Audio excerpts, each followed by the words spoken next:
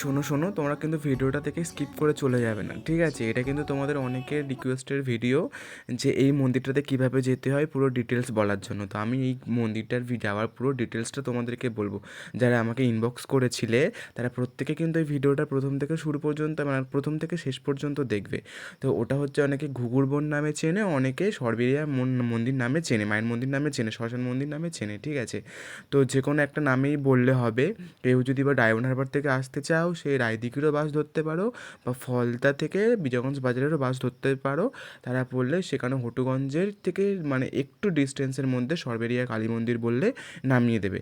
আর যারা লক্ষ্মীকান্তপুর থেকে ওই মন্দিরটাতে যেতে চাইছো, তারা লক্ষ্মীকান্তপুর থেকে মানে ডায়মন্ড হারবার বাস ধরবে, ধরলে একেবারে ওইরকম সেম কথা বললে মায়ের মন্দিরে নামিয়ে দেবে।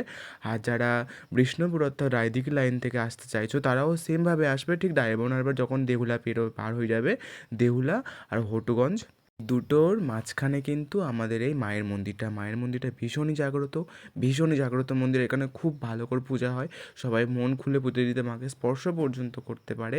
এটাই হচ্ছে সবথেকে বড় কথা, মাকে স্পর্শ করে মায়ের আশীর্বাদ নেওয়া যায়। তো পুজো দিতে গেছিলাম আমি আর আমার একটা বন্ধু। হঠাৎ করে প্ল্যান বলতে কিছুই ছিল না, আমি রাতে শুয়েছিলাম, হঠাৎ করে মনে হয়েছিল যে সকালবেলা মায়ের মন্দিরে যাব। কেন জানি না, একটু মাকে দেখার খুব ইচ্ছে করছিল। আর এই জায়গাটা মানে জায়গাটা ছোট কিন্তু এতটা শান্তিপ্রিয় জায়গা না, তোমরা যদি কখনো কেউ যাও তোমাদের আসতে ইচ্ছা করবে না গো, খুবই ভালো লাগবে। আর খুব খুব ভালো একটা জায়গা। আমি আশা করব তোমরা সবাই যেও, মায়ের মন্দির থেকে ঘুরে এসো। আর হ্যাঁ, এই মায়ের মন্দির ভিডিওটা তোমরা আমার অনেক ভালোবাসা দিয়েছো, তোমাদের সবাইকে জানাই অনেক অনেক ভালোবাসা গো। তোমরা সবাই ভালো থেকো, সুস্থ থেকো। তোমাদের সাথে আমার আরও অনেক গল্প হতে থাকবে। আর তোমরা এইভাবে আমার শেষ পর্যন্ত পাশে থেকো। আমার এরকম ভিডিও বানানোর খুব ইচ্ছা আছে গো। তো তোমরা সবাই ভালো থেকো, টাটা সবাইকে।